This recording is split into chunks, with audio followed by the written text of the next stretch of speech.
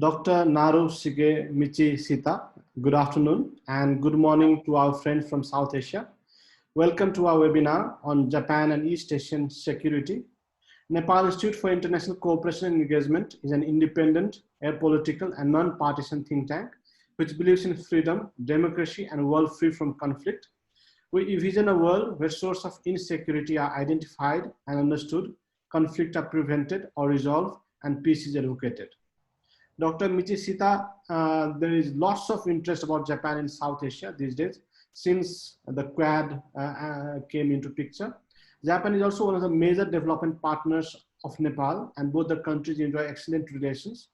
Similarly, East Asian security is very important for regional security as well as it's volatile. So, and there are lots of nuclear power enjoying confronting relations, and the presence of US next door. All these makes the region very important in terms of security. To talk on this very complex, important, and interesting topic, we have Dr. Narushige Michishita. Dr. Narushige Michishita is a Vice President and Professor of National Graduate Institute of Policy Studies, Tokyo. He acquired his Ph.D. from School of Advanced International Studies, Johns Hopkins University in 2003. A specialist in Japanese security policy as well as security issues of the Korean Peninsula. His work includes North Korea's military and diplomatic campaigns from 1966 to 2008, published by Routledge in 2009, and the lesson of the Cold War in the Pacific, US Maritime Strategy, Crisis Prevention, and Japan's role, which was published by Woodrow Wilson Center, 2016. Dr. Michishita, you have around 30 to 40 minutes to make your presentation. Then we'll open the floor for discussion. We request all our participants to drop their questions in Zoom chat or under Facebook Live. Please share our program on Facebook wall so that more of your friends can benefit from this discussion. It is live on our Facebook of Nepal Institute for International Cooperation and Engagement. Dr. Michishita, the floor is yours. Right. Thank you very much, Dr. Pramod Jaiswal and members of NICE for the kind invitation. I'm very happy to be able to talk to you today. So before we start, let me briefly talk about our school. So this, the background that you are seeing behind me is our school named the National Graduate Institute for Policy Studies. We call it GRIPS, G-R-I-P-S. And as you know, NICE is a nice name. GRIPS is actually a nice name for a school because GRIPS in German means brain. So it's a nice name, right? But when I said this, one of my friends, French-speaking friends, raised his hand and said, GRIPS in French means influenza. So we stick to German. Anyway, so we have about 300 plus students, of whom 2/3 are foreign from overseas. So it's a highly international school, kind of versed in the issues such as public policy, international relations, international development, disaster management, and things like that. So hopefully, if you know somebody or if you're interested in studying in Japan about these issues, please think about applying for our school. This is a great place to study. And by the way, let me show you. So this is our school, right? And there are actually currently, or last year, there were 7 students from Nepal in our school, and we've had 81 alums from Nepal. So our relationship with your country is very strong. All right, so let's get into the subject of today, which is Japan and East Asian security. So Japan faces a lot of security challenges these days, but there are 2 major security challenges that we face today, which is North Korea, and the other is China. So today I will first talk about challenge posed by North Korea, especially North Korea's nuclear and missile development. And then I will talk about how Japan has been trying to respond to that challenge. And then in the second part, I'll talk about how the rise of China is affecting Japanese strategic position or security. And then again, I will talk about how Japan has been responding to that challenge. So let's get started. So sorry, this is in Japanese, but hopefully you can guess.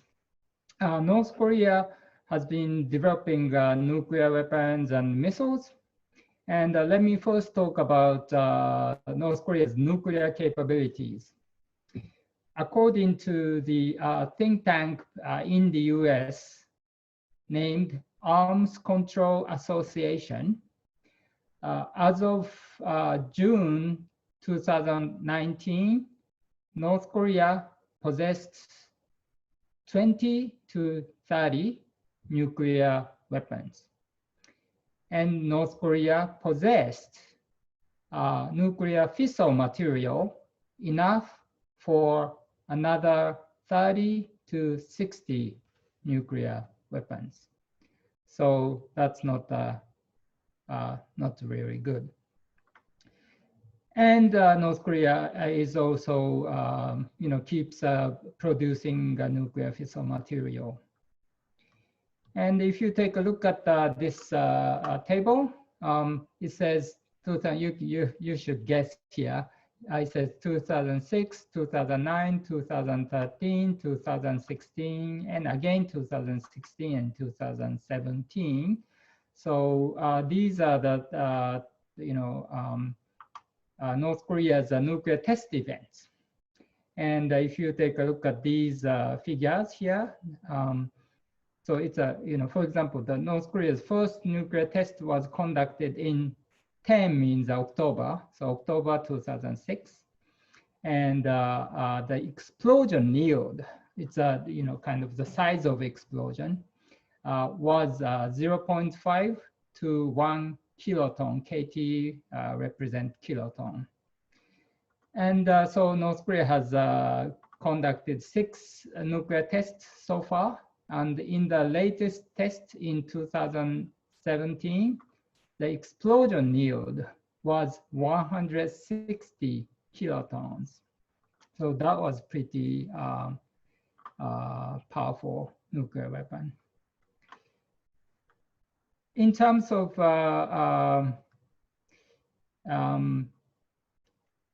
missiles, so there are a variety of different missiles that North Korea has been developing, from the short-range missiles like Scud missiles targeted at South Korea. North Korea has developed medium-range ballistic missiles such as Nodong and others, which are basically targeted at Japan. And a longer range, intermediate range to intercontinental range missiles targeted at Guam, Hawaii, and the US mainland.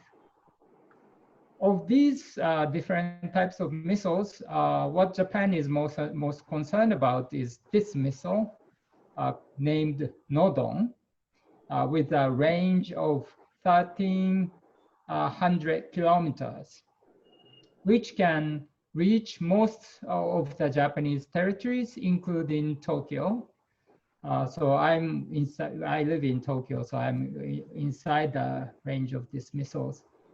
And North Korea has about more than 200 missiles, Nodong missiles right now. And in terms of, the kind of the challenge that this missile poses is the fact that these missiles are operated on mobile launchers, as you are seeing, this like truck, mobile launcher, of which North Korea has about 50. So why is this difficult? Because because these missiles are operated on mobile launchers, it's not easy for us to find them and the missiles and destroy them before they get launched. So those are the challenges, and North Korea has been improving operational capabilities for the missiles by actually in 2 occasions, North Koreans conducted exercises in which they launched more than 1 missiles. So like in 2016, they launched 3 missiles at the same time. In 2017, as you are seeing in these photos, they launched 4 missiles simultaneously. And our guess is that what they are trying to do is to simulate what we call a saturation attack. Because if you, Japan has a ballistic missile defense systems, which I will talk about later. So if there is only 1 missile coming at us, that would be not easy, but relatively easy for us to shoot that down. But if there are 3 missiles, 4 missiles coming at us simultaneously, that would make our life very difficult. So that's what North Koreans are doing. So these are the challenges that we face today, and Japan has been taking several kind of defense measures in order to cope with those challenges. And I will talk about 3 or 4 today. One, the most important pillar, well, actually 3, pillar of our defense measures is ballistic missile defense. We call it BMD. And Japan has deployed 2 different ballistic missile defense systems. One is called this missile here. This is called the SM-3. And this is a upper tier exo-atmospheric system. So the missile, it will be launched from Aegis destroyers and hit the target outside the atmosphere in the outer space. So that's why it's called the upper tier exo-atmospheric system. This is a very good system because it shoots down incoming missiles at a very high altitude. The area that can be defended is very large. Another system that we have is a land-based system here on the right-hand side called the Patriot PAC-3, which is a lower tier interception system, so endo-atmospheric system, with which we would shoot down incoming missiles inside the atmosphere. So if you hit the target, you get the debris, falling down upon you sometimes, so you have to take cover. And also the area that can be covered is relatively small. So they are kind of 2-layered system, but I would say this first system, upper tier system, is more important than the first one. And Japan has already spent like $20 billion for procuring BMD systems. So that's a lot of money, right? That's a lot of money, but in order to defend our people, it's been necessary. And second, by the way, let me just briefly talk about this. So these are the results of the missile test, missile interception test conducted by the Americans. So in terms of SM-3 Aegis ballistic missile defense system, so the United States has conducted 49 tests, and out of 49, 40 times it was successful in intercepting the incoming missile. So that's a very good results so far. The second measure that Japan has been taking in order to deal with North Korea's nuclear missile threat is installation of civil defense measures. And so the Japanese Diet, we call it Diet, it's a parliament, Japanese parliament enacted the civil defense law, which we call civil protection law, in 2004, it's been a while. And based on that law, 2 early warning systems have been installed. One is called MNET, which stands for Emergency Network, which is a text-based, kind of messaging system. So if North Korea launched a missile, there will be a message saying, well, North Korea launched a missile at, 14-20 hours, in certain directions or something like that. And the other system is called J Alert. This is actually a better system, automated early warning system. So if North Korea launched a missile, will be automatically that information, launching information, will be relayed to Japan, and the automated response system, warning system, will be activated.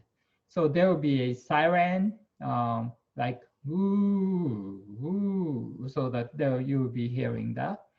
And then there will be a message, voice message saying missile launch information, missile might impact in this neighborhood. So please take cover, get inside buildings, solid buildings, and turn on TV or radio. That would be the message. But the problem is, which we have to fix before the Olympic Games, is that currently we have only Japanese language announcements. So if you are traveling in Japan and if you can't speak Japanese, you'll be at a loss, right? Hopefully I've been kind of nudging my friends in the government into getting the English message ready for use. So we will see. So we are kind of providing this kind of English-based instructions for foreign visitors or residents in Japan in order to be able to respond, different contingencies and emergencies effectively. And the third, this is actually a potential measure, a countermeasure that Japan is thinking about in responding to North Korea's threat, is use of F-35s and other measures to conduct strike operations against North Korea. Japan has a kind of interesting policy principle with which the country has long stayed away or refrained from acquiring strike capabilities, and also using or undertaking strike operations against a target in somebody else's territories for a long time, for different reasons. One reason being Japan is an island country. It's relatively easy to defend, right? So we have not been we didn't have strike capabilities, but recently, because of growing challenges that we face, slowly Japan has been acquiring a strike capabilities, and so there is a debate whether or not we should be more prepared to undertake, if need be. We don't want to, definitely, but if need be, undertake strike operations against missiles inside North Korea. In terms of diplomacy, we've been talking to North Korea to start improving bilateral relationship, but in addition to nuclear and missile issues, there is another sensitive, highly politically visible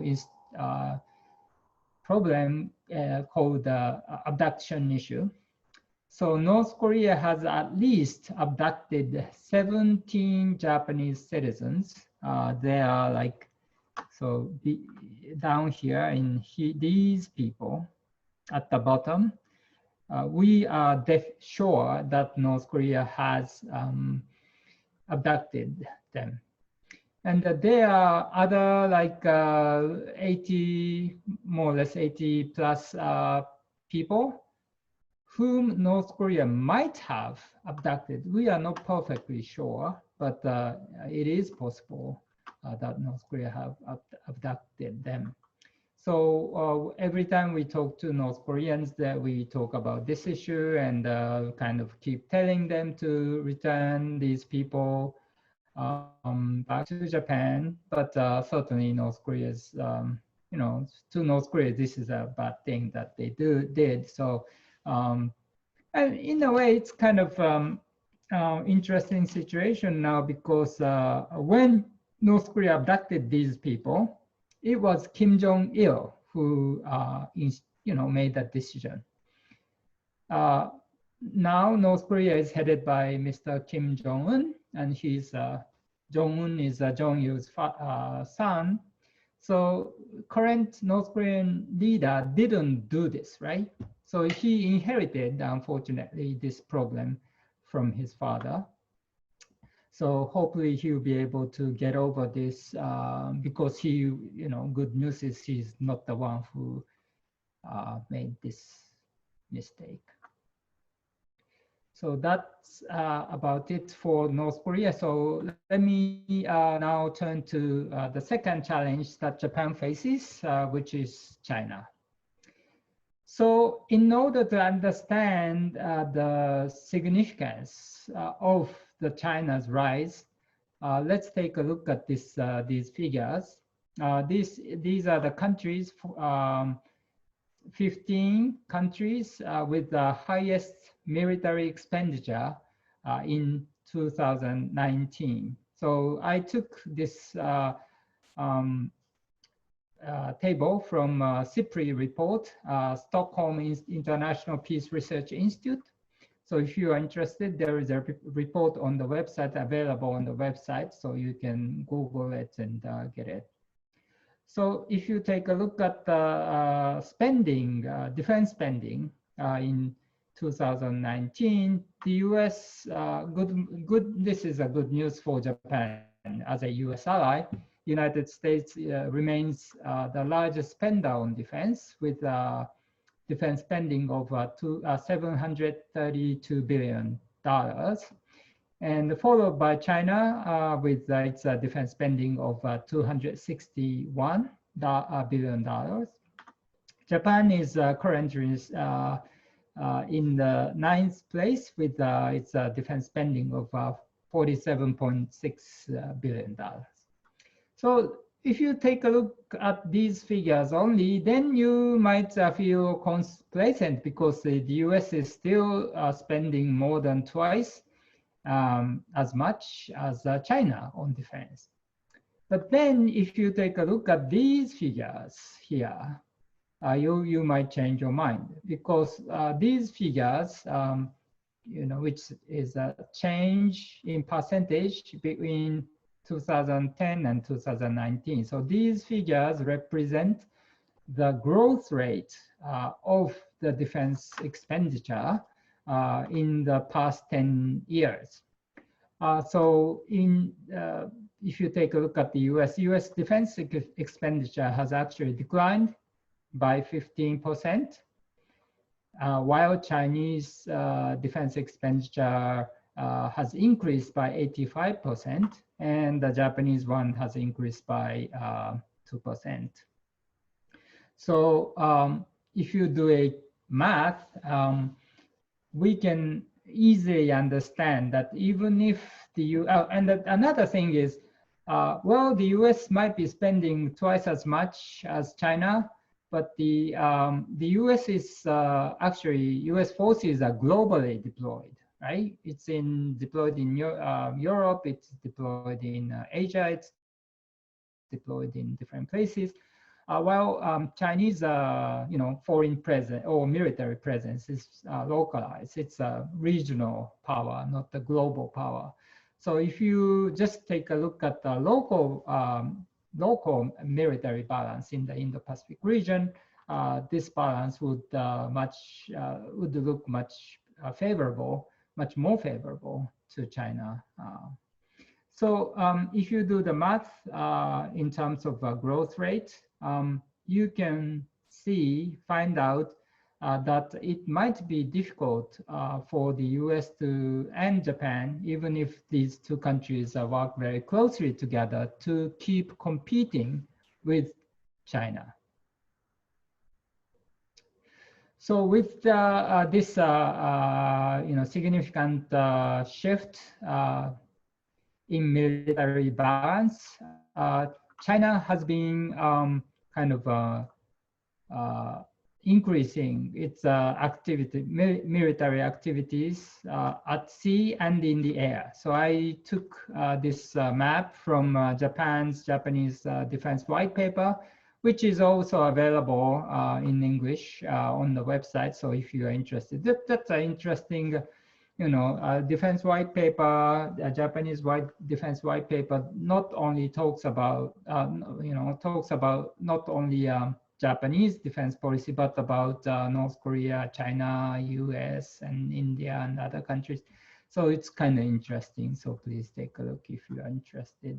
Anyway, so if you take a look at these red arrows, so these are these arrows indicate Chinese naval activities, and yellow arrows represent Chinese air activities. So interesting thing is you can see very bold, thick arrows here like this, right? What is China is doing here? China is basically trying to create the situation by trying to become capable of operating in the Western Pacific, so that they will be able to fend off or deny or prevent the US strike forces from coming close to the Chinese East Coast or coming close to Taiwan. So that's what the China is doing, and the level of activities has been growing. And so Japan is kind of, especially Air Force people are kind of, and Navy sailors are having hard time responding to them and, kind of taking care of them. So these are the numbers of scramble flights that Air Self-Defense Force has been flying each year against, well, not only the Chinese aircraft coming close to the Japanese air domain, but also Russian and others.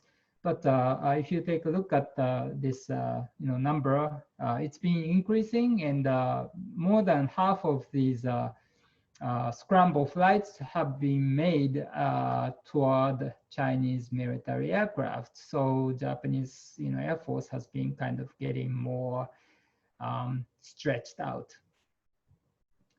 So next one is, this is about kind of territorial issue that Japan has with China. China claims its sovereignty over the Japanese islands called the Senkaku Islands. There are 5 small islands in the East China Sea. So what China has been doing is what we call a salami slicing tactics of kind of creating a new situation, new reality in which Chinese vessels maintain, fairly significant presence in the area, so that maybe 10, 20 years later, China can claim, oh, we've been, controlling this area, airspace, and our Chinese territorial waters around the Senkaku Islands. Therefore, these islands belong to China. So that's what I think China is trying to do. So if you take a look at these red bars, these red bars represent the number of ships, Chinese ships that entered the Japan's territorial waters around the Senkaku Islands each month. So there's been ups and downs, right? You know, in the past year, there has been like 12, 14, 8, sometimes down to 4, but up to 8, and again, things like that. So China has been constantly kind of sending their ships to operate inside the Japanese territorial waters. But good news is that we have some documentary evidence that China in 1953 or 1950 regarded the Senkaku Islands, they talk about this, Senkaku Islands as part of Japan's territorial water, territory. So it is clear that before China started to claim its sovereignty over the Senkaku Islands, in 1971, they had actually thought that these islands belonged to Japan. So we know this, we have evidence. So hopefully in time, China will be able to change its mind and return to the traditional interpretation of territorial kind of sovereignty. So in order to respond to the rising activities, Chinese military activities in this area, Japan has been strengthening its presence in these small islands. In Senkaku, look at this. So these small islands are here, are Senkaku Islands, and they are like larger island groups or chain here, which we call a southwest islands. And so we are kind of, Japan is strengthening its presence, military presence in this region. Well, I'm sorry to show you the Japanese, table,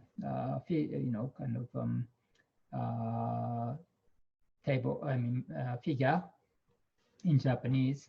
While we keep kind of compete with China, certainly China is one of the most important countries to Japan, right? And we don't want to get into any type of conflict with China.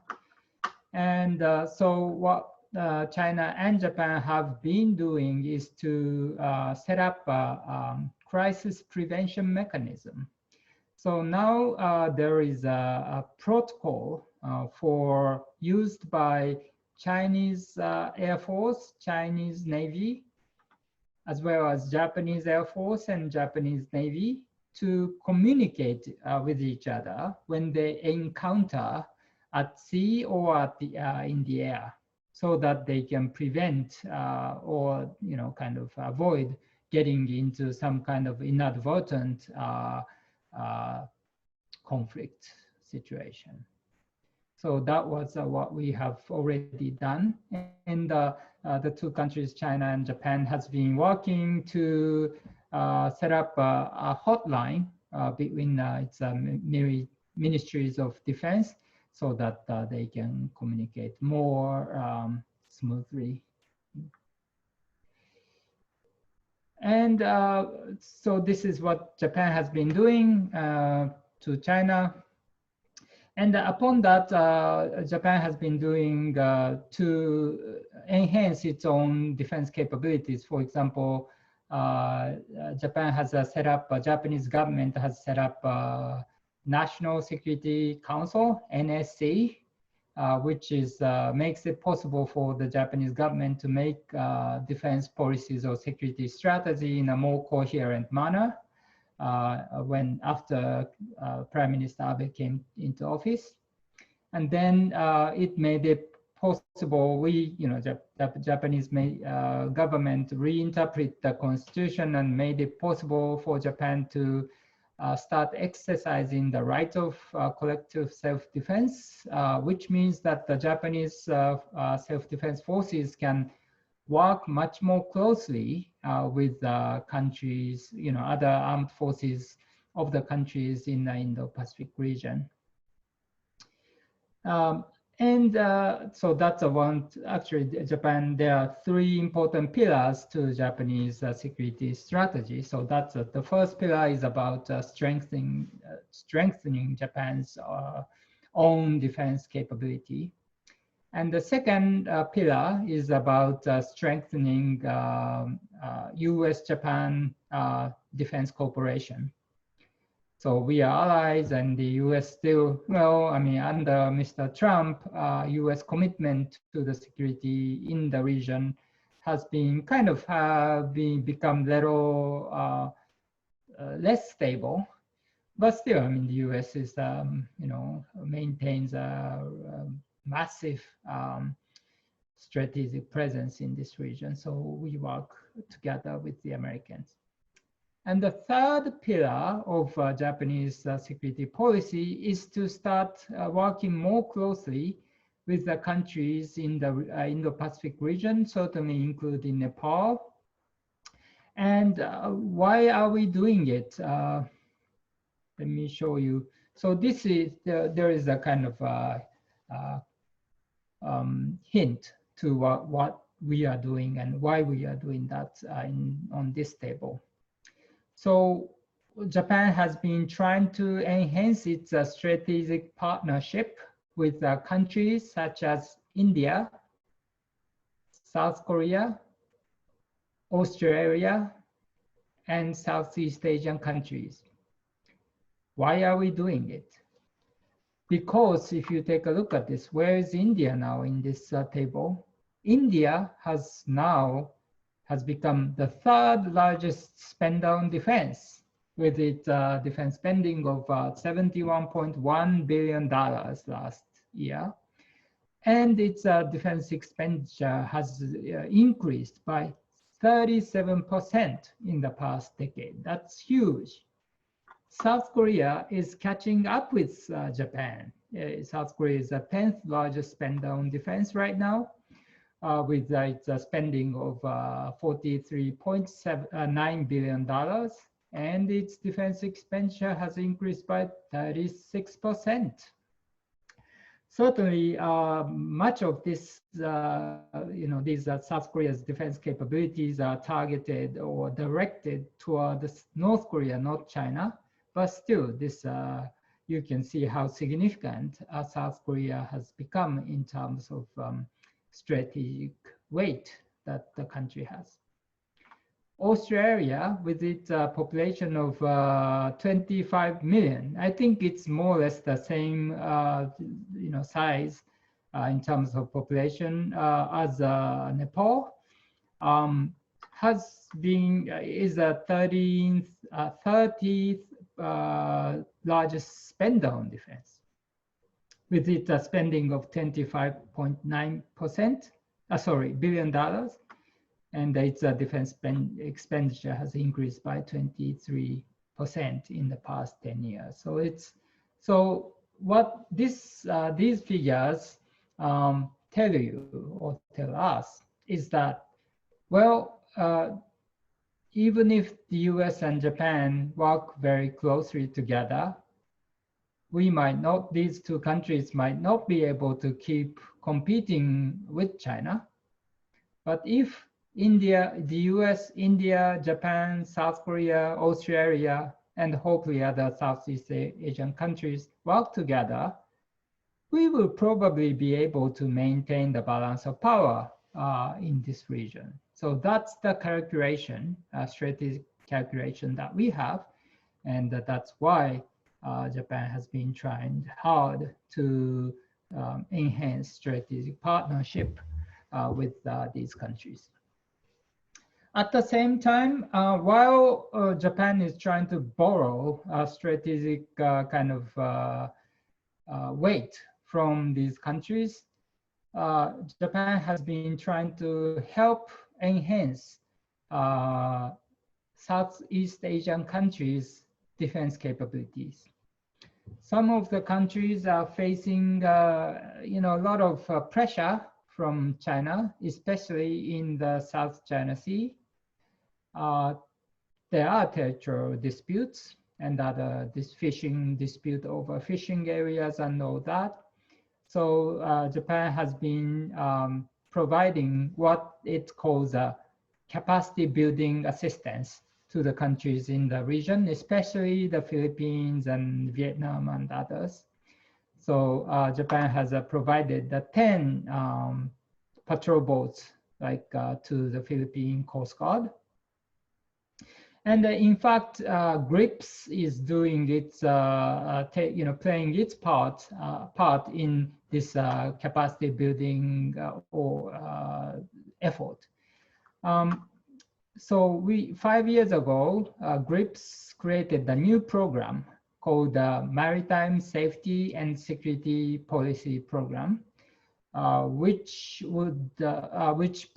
brings together up to 10 junior Coast Guard officers from the countries in the Indo-Pacific region.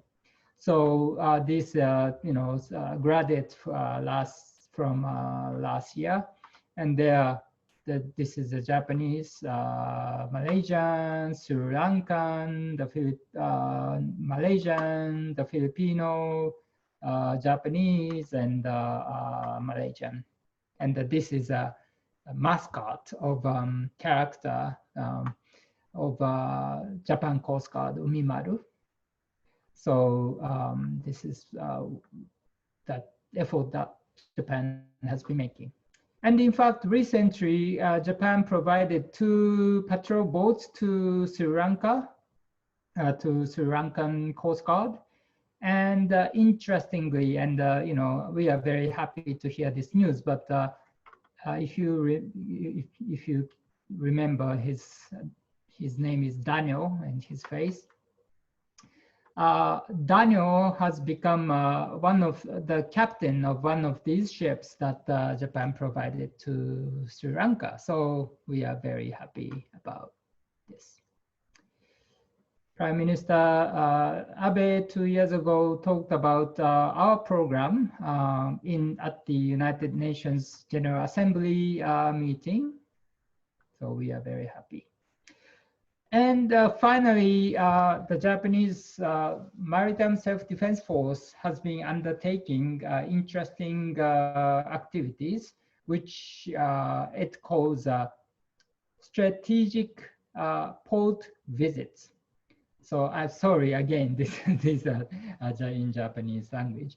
But so Japanese Maritime Self-Defense Force has been sending its ships to visit, to make a port visit in different countries in the Indo-Pacific region, like Trikomali in Sri Lanka, Port Klang in Malaysia, Hambantota in Sri Lanka, Colombo, Jakarta, Port Muara in Brunei, and all that.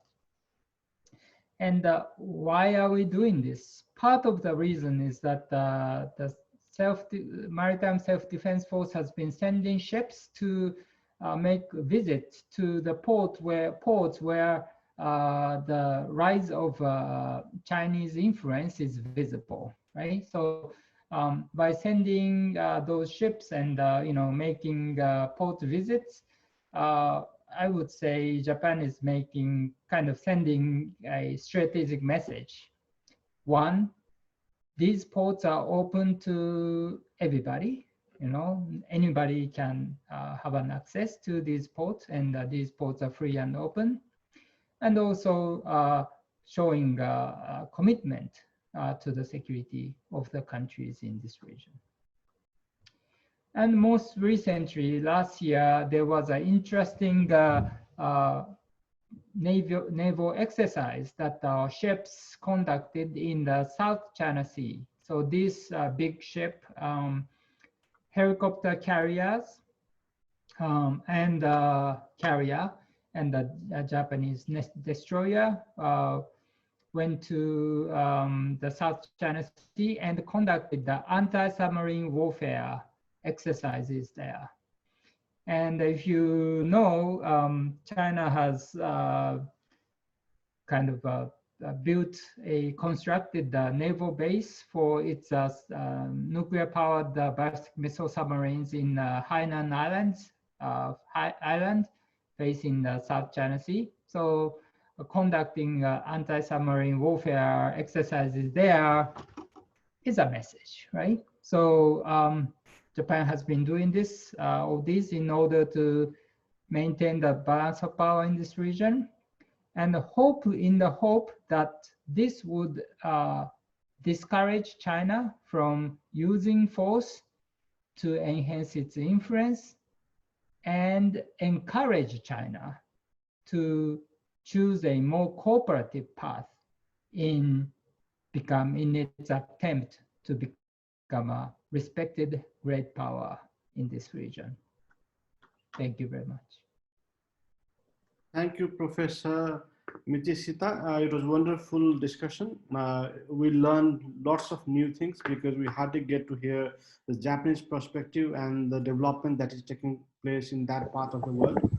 We have got lots of questions, so we'll dive into the questions. I'll take questions one by one because so that you'll not get confused.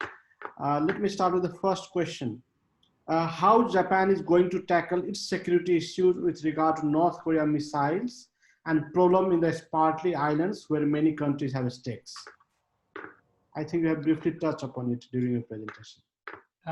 What was the second part? How Japan is going to tackle the security issues in regard to North Korea missiles and problem in the Spratly Islands where many countries have stakes. Oh, okay. I see. Okay, so I think I talked about how Japan has been, that person who asked that question might not have been there, but I talked about that in the first part of my presentation. So Japan is deploying, strengthening its ballistic missile defense capabilities. It has spent $20 billion to acquire 2 different missile defense systems. Japan has installed civil defense measures, taken civil defense measures like evacuation. So interestingly, when North Korea was launching a lot of missiles in 2016 and 2017, the Japanese government, for the first time, started to conduct organized civil defense exercises based on missile attack scenario. So there was a siren going off and the people kind of getting inside the buildings and subway stations and all that. And so we could identify some problems. I mean, sometimes, so voice message is played, but it's hard, I mean, to understand what the message is saying, right? I mean, there are not too many public speakers around. So we found out that for some people, it was not easy to understand what kind of crisis was imminent, right? So there, Japan is a country with a lot of natural disasters. Now we are suffering a lot of heavy rain, floods, earthquakes, tsunami, right? And so depending on what kind of disaster or crisis that you are faced with, your response must be different, right? If it's about missile attack, you should take cover and get inside the building. If it's about earthquake, again, you should remain in a solid building and take cover. You don't have too much time. With missiles, you might have 5 minutes, but in earthquake, you don't have too much time. In terms of tsunami, tidal wave, then you have to go up to some place high, right? If there is a big, high building or tall buildings or hills, you have to, just quickly run up to the top. So that's how you take cover, right? So unless you understand what kind of crisis is imminent, you'll be in a big trouble. So that's one lesson that we learned. And also another third thing is that Japan is thinking about acquiring some limited strike capabilities so that we can defend ourselves while kind of making an effort to undermine kind of outright North Korea's missile capabilities.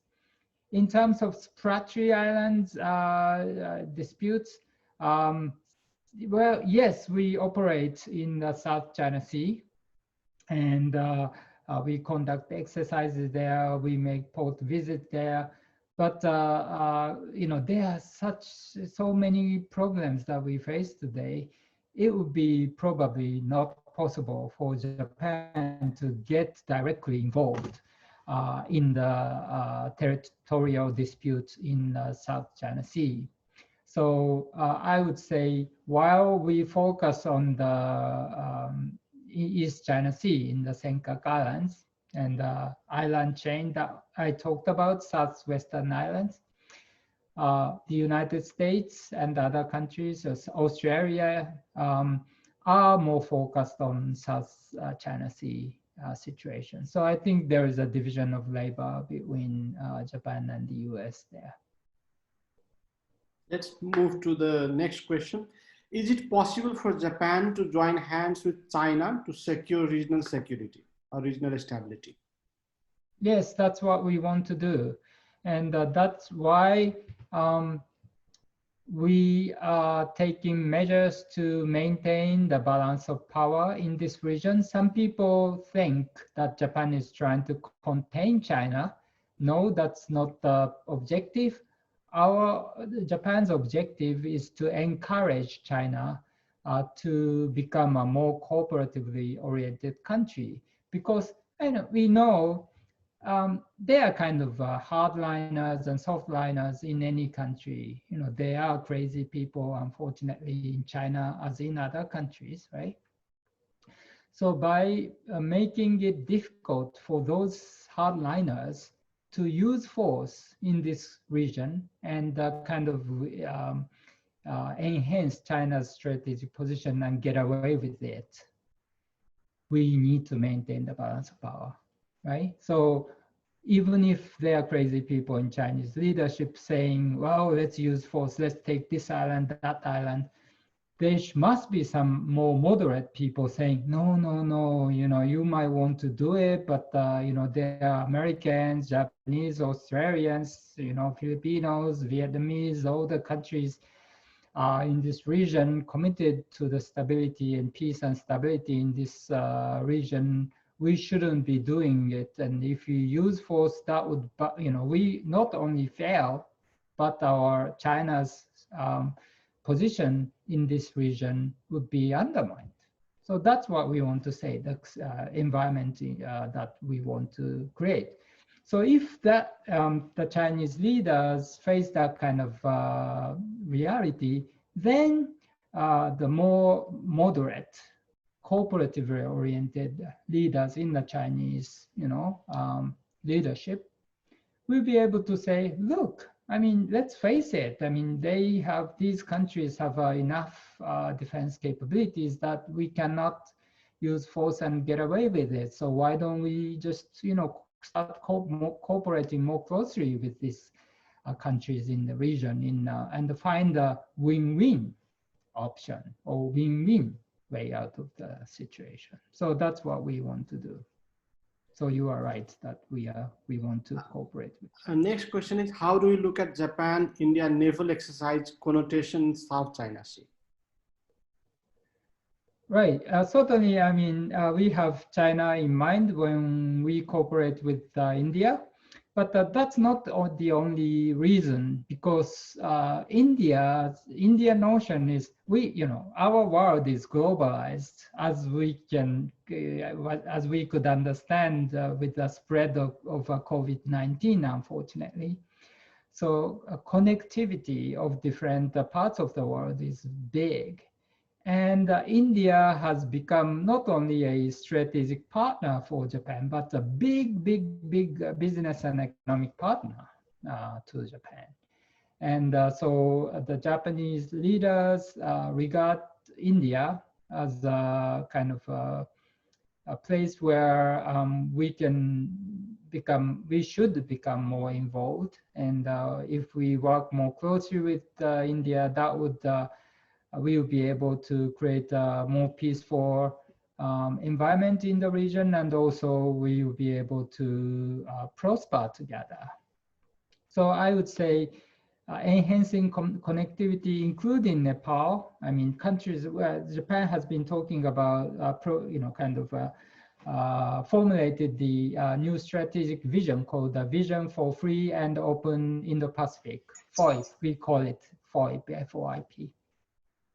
And one of the most important projects that the Japanese government has been running is to enhance connectivity in the region, in South Asia. So I think India will, remain to be one of the most important partners for Japan, and Nepal is part of it. As Dr. Jaswal said in the beginning, or before the session, Nepal and Japan has been working very closely together over a long time. So we will remain important partners going forward. The next question is, how do you see the role of Japan in quadrilateral security dialogue, the Quad? Well, we've been, Japan has been making a lot of effort to tighten and strengthen the partnership with among Australia, the US, India, and Japan.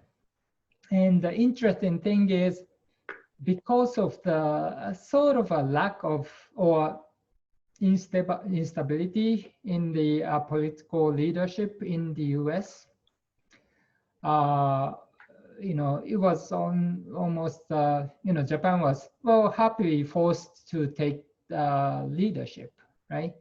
So, Prime Minister Abe, I think, has been doing a very good job of strengthening the strategic partnership among those four powers, and at the same time bringing together a larger number of countries in this region by saving Trans-Pacific Partnership, TPP, arrangement. The US decided to get out of the partnership in the middle, so there are only 11 countries left, but still, with Prime Minister Abe's effort, we could kind of make TPP survive, right? The disengagement by the United States. So, so that's what Japan has been doing.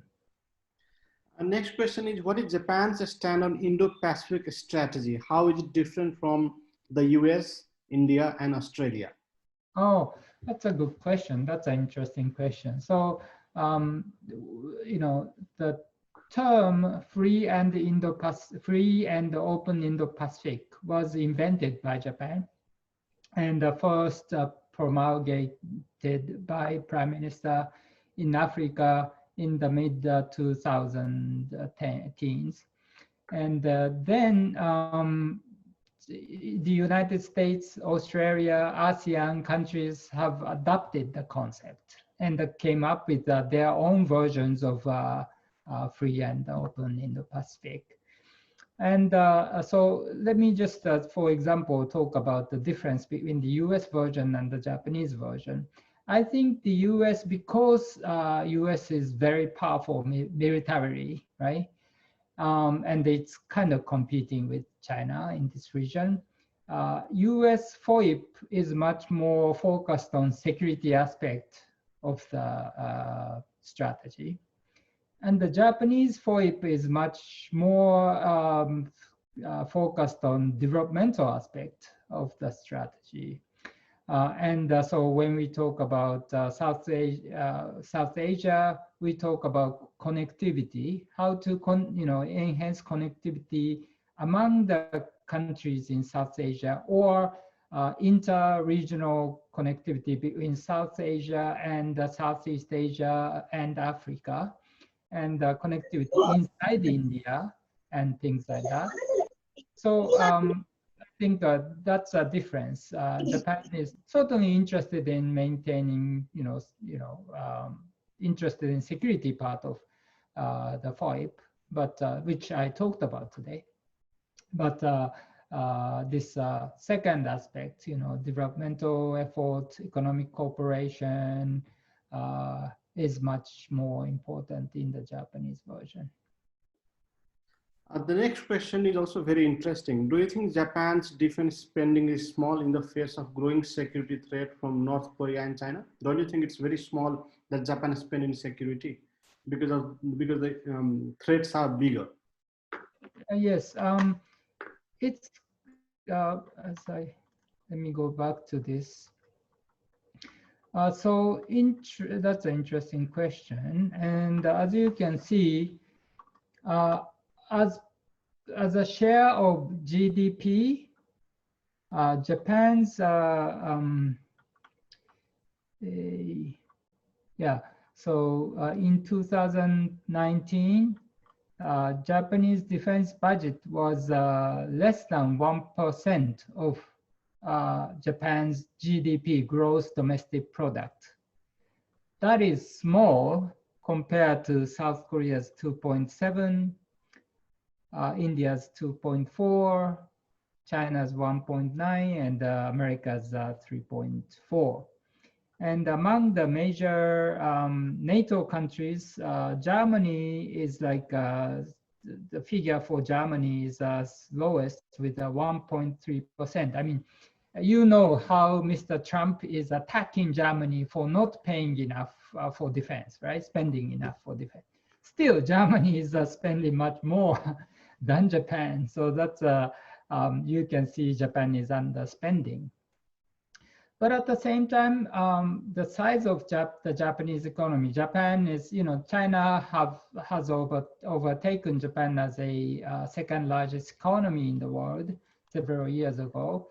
But still, Japan is the third largest economy in the world. So 1%, about 1% of this Japan's GDP is a very big amount of money. So that's why Japan stands at 9th place in this table. And its defense expenditure is not too small, not much smaller than those of France, Germany, and United Kingdom. So it's hard to say that Japan is spending, underspending on defense. And also the thing is, Japan is an island country. It's a relatively easy country to defend, right? I mean, if you are in South Korea, it would be very difficult to defend against China. If you are sitting next to China, I mean, you would have a hard time. But Japan is sitting, the seas are defending the country. So I mean, it really depends, how you try to interpret this figure, 0.9% of GDP. But generally speaking, well, it's relatively small, right? All the countries, other countries on this table spends more than 1% of its GDP. So Japan might want to increase the defense budget, especially in the face of nuclearizing North Korea and the rising China. There is another question which is also asked to another participant in the past. Is there increasing demand in Japan to create its own military, own army? Well, Japan has its own army already. So, well, and the thing is, some people say, oh, Japan is remilitarizing, right? But, forget it. Japan has remilitarized already after 1954, when it established self-defense forces. And, yes, it's kind of misleading, and I'm sorry about that. Japan, if you ask a Japanese defense official or the, government officials whether Japan possesses military forces, they say no. Self-defense forces are forces not, kind of maybe more powerful than police forces, but less powerful than military force. And it's not really military force. It's a quasi military force designed to undertake self-defense of the duties only. But let's face it. I mean, Japan is the ninth largest spender on defense. We call it a ground self-defense force, maritime self-defense force, and air defense force. They are Army, Navy, Air Force. Japan has remilitarized, and these military armed forces are very capable, right? And so I don't think it's productive to keep. So I'm actually encouraging people in the government or the Japanese people to just revise the constitution and just start saying, stop telling a lie to the world. These forces are armed forces. These are military forces. These are Army, Navy, Air Force, right? But because of the constitution, which Article 9, which says Japan does not possess Army, Navy, Air Force, we have to kind of fit the reality with this constitutional provision. So that's why government kind of come up with a strange interpretation and keep basically lying to the world. So if you have a chance, I mean, please encourage the Japanese people and leaders to fix it. And I've been trying to encourage them to fix the problem, and I will keep doing that. The next question is, since the security of Japan is US responsibility, if I'm not wrong, isn't it the duty of US to convince Japan that Japan does not need to worry? I have heard that Japan is spending huge amount for the US base in Japan. And there is similar question coming in relation to is that I'm not expert on Japanese affairs, but I find it surprising that Japan is under security umbrella of US, which bombed it. So your comment. Well, that is true that we fought with each other, but good news is, I mean, depending on the balance of power and change in international environment, countries keep, rearranging alignments. That's life. During the Cold War, China was a big partner for us to kind of deal with the Soviet threat. Right? Now we are competing with China. So, I mean, it depends on the relative power shift and other things. So it's international relations, realist. If you learn international relation theories and learn about realism, that's you find the answer why Japan has been working with the US. And, whether Japan needs the US to defend itself, I would say Japan can defend its territories more or less on its own.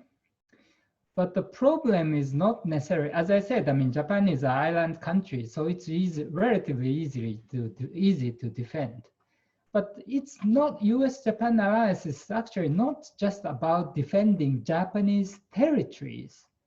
It's really about maintaining peace and stability in the region. It's a region-wide alliance, it's not just about defense of Japan. So, for example, US-Japan alliance contributes a lot to the defense of South Korea against North Korea. If there is a conflict on the Korean Peninsula, the US forces and Japanese forces will be fighting together, right, for South Korea. And the only active major war plan that the US and Japan has, War Plan 5055, that's for South Korea's defense, right? And so, if you really, but the thing is, And because we don't want to talk about that too much, you know, this, we are doing this and that for South Korea. Why? Because there are people in Japan who thinks it's, you know, kind of contributing to the security of South Korea would be too much. You know, why do we have to help South Koreans? You know, South Koreans keep saying bad things about Japan. Why do we have to? So why do we have to sacrifice our lives in case of war on the Korean Peninsula in order to help the South Koreans? You know, that would be a kind of, it can be, some people are most worried about Japan getting entrapped in war on the Korean Peninsula. So there are concerns and problems. So that's why we don't talk about that too much. But when you think about U.S.-Japan alliance, it's not really about Japan's defense per se. It's about security of the region. Let's go to next question. Like you said that Trump is attacking Germany for not paying more on defense. I also read similar news that US is asking more from Japan and South Korea to contribute greater share or greater cost for securitizing them. What is just Japan's response to it? Yeah, so that's actually related to the previous question about objective of the roles that the US-Japan alliance has been playing.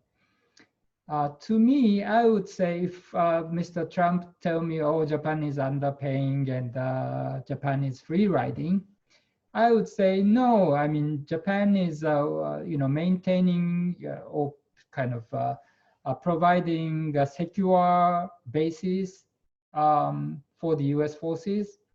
Without these bases, U.S. bases in Japan, the United States will not be able to remain a Pacific power, right?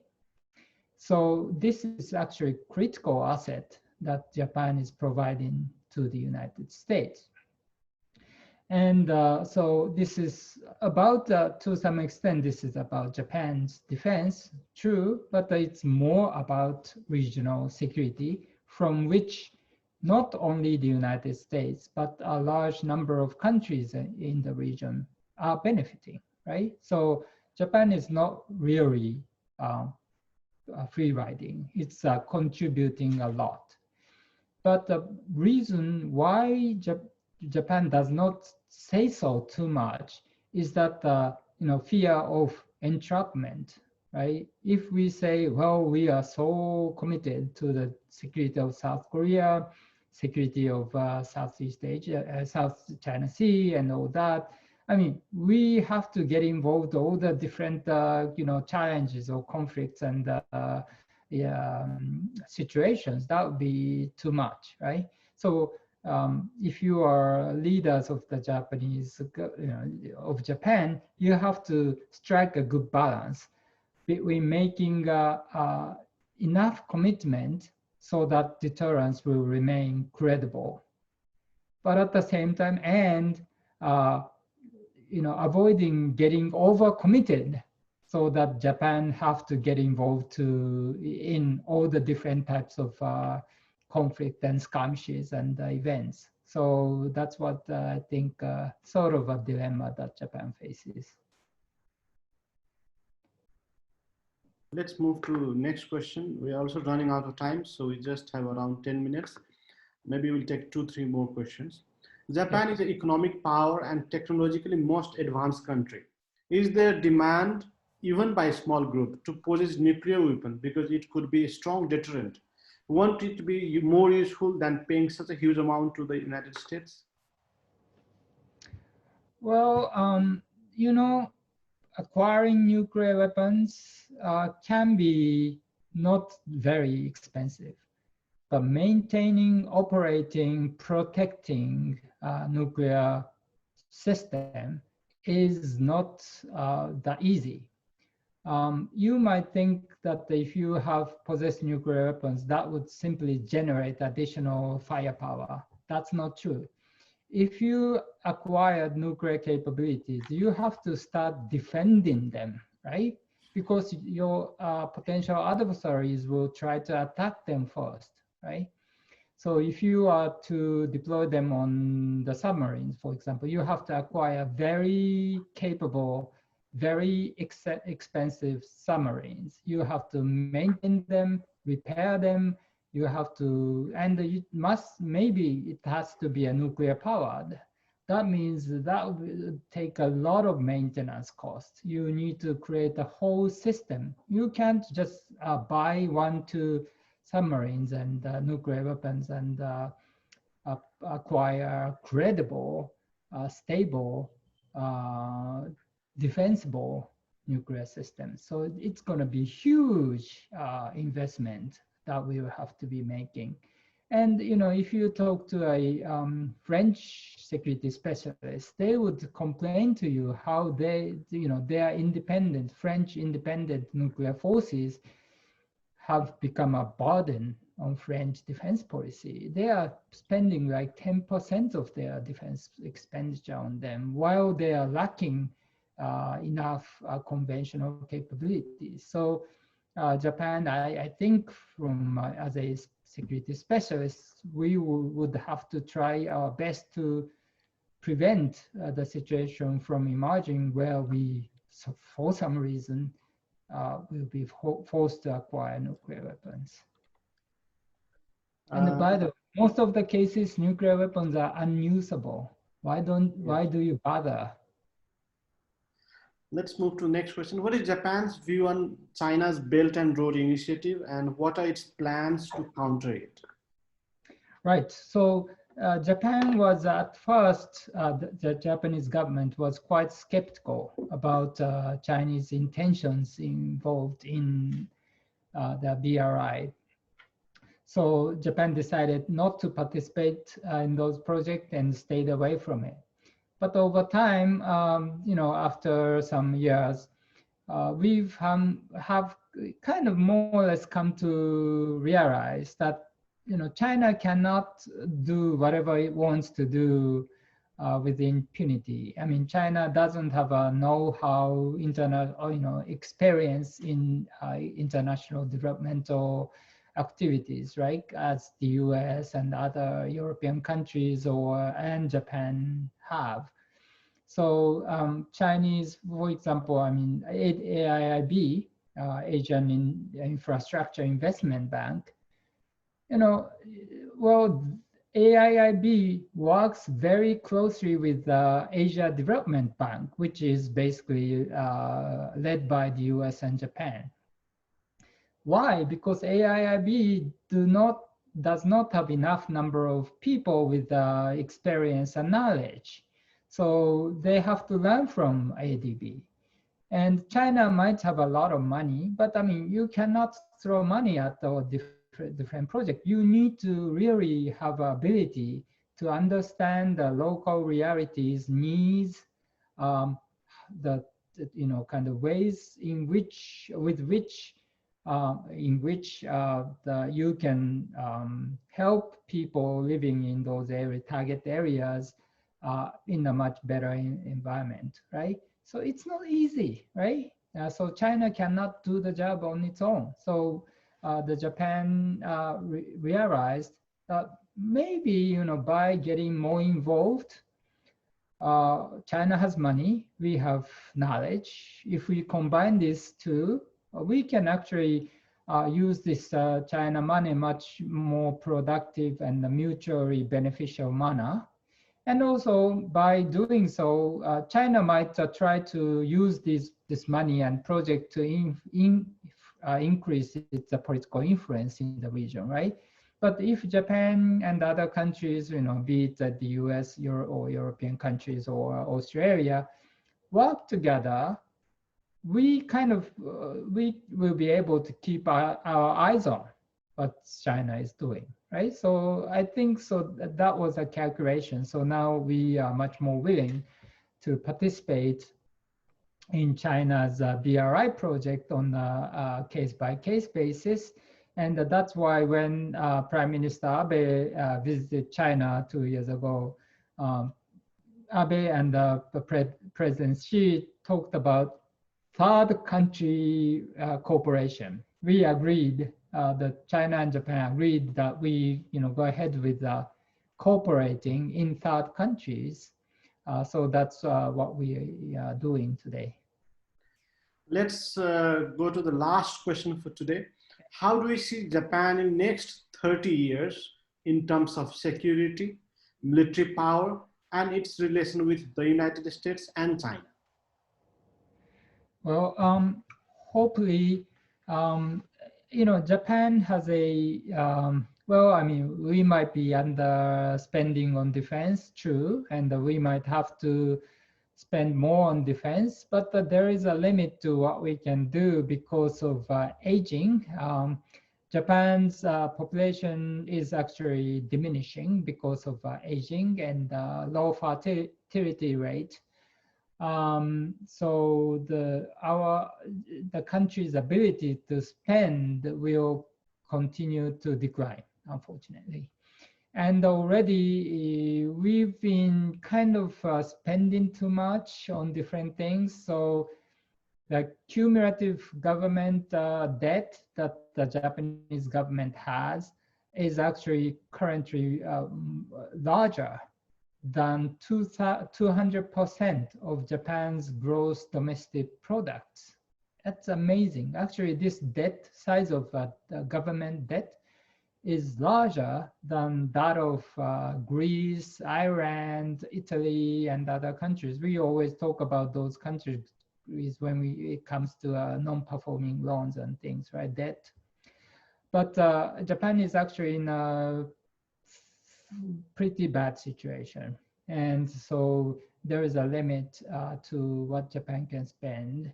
So that's one thing. So that's really why we should be working very, very closely with our friends and allies in this region. The US, Australia, India, South Korea, Nepal, and others. So that's what we're doing. And I think that would be the first step that we should take, where we stand together, tell the Chinese friends, look, we are standing together. You might be trying to kind of divide us and rule, kind of exercise pressure toward us. But we are united, so you cannot do it. You cannot bully us. You have to really play more cooperatively. And if we can do that, that would be win-win. I mean, and that would be a great benefit, not only to us, but to China. Because I mean, I'm really sorry to see the China doing all the things that they are doing right now. I mean, that's really wasting their resources. They have to be able to get much more out of cooperation than confrontation. So I think we should stand together, remain united, and tell the Chinese friends to go start moving on the more cooperative direction. Thank you. Thank you, Dr. Narushige Michishita. It was interesting and enlightening presentation. It was really useful for all of us to understand Japan's policy, its security issues and concerns, and security situation of East Asia. Thank you for your wonderful presentation and valuable time. We hope to see you in real very soon in Japan or maybe in Nepal. We'd also like to thank our participants for their time and wonderful questions. Thank you very much. Have a nice day. Thank you very much. Bye-bye.